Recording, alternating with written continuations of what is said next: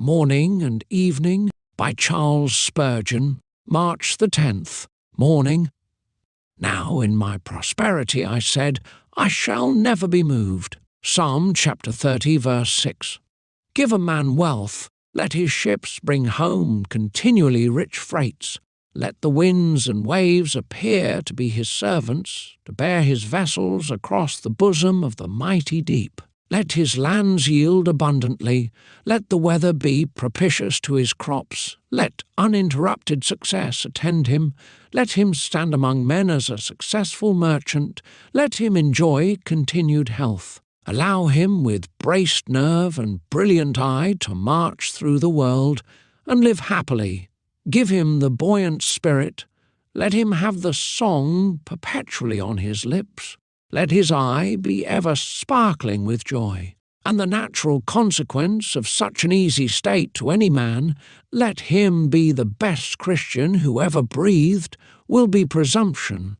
Even David said, I shall never be moved. And we are not better than David, nor half so good. Brother, beware of the smooth places of the way. If you are treading them, or if the way be rough, thank God for it. If God should always rock us in the cradle of prosperity, if we were always dandled on the knees of fortune, if we had not some stain on the alabaster pillar, if there were not a few clouds in the sky, if we had not some bitter drops in the wine of this life, we should become intoxicated with pleasure.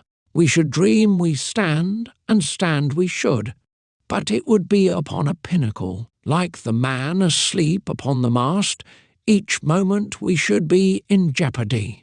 We bless God, then, for our afflictions. We thank him for our changes.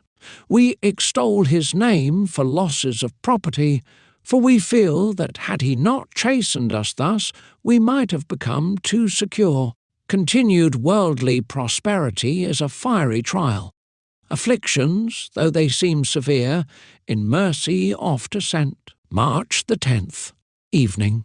Man who is born of woman is of few days and full of trouble. Job chapter 14, verse 1.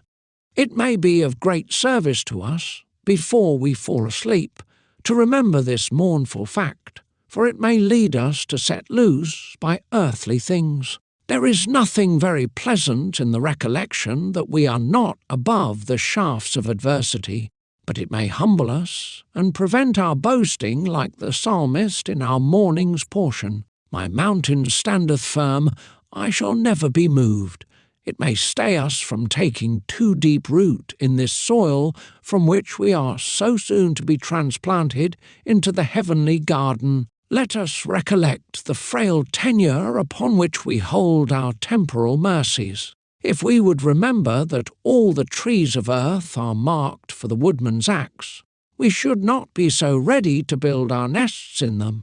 We should love, but we should love with the love which expects death and which reckons upon separations. Our dear relations are but loaned to us, and the hour when we must return them to the lender's hand may be even at the door. The like is certainly true of our worldly goods. Do not riches take to themselves wings and fly away? Our health is equally precarious. Frail flowers of the field, we must not reckon upon blooming for ever. There is a time appointed for weakness and sickness, when we shall have to glorify God by suffering, and not by earnest activity. There is no single point in which we can hope to escape from the sharp arrows of affliction. Out of our few days there is not one secure from sorrow. Man's life is a cask full of bitter wine. He who looks for joy in it had better seek for honey in an ocean of brine. Beloved reader, set not your affections upon things of earth, but seek those things which are above.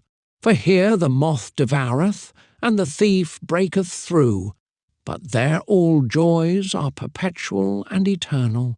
The path of trouble is the way home. Lord, make this thought a pillow for many a weary head. Today, dear brothers and sisters, may you find encouragement and comfort in the Lord Jesus Christ.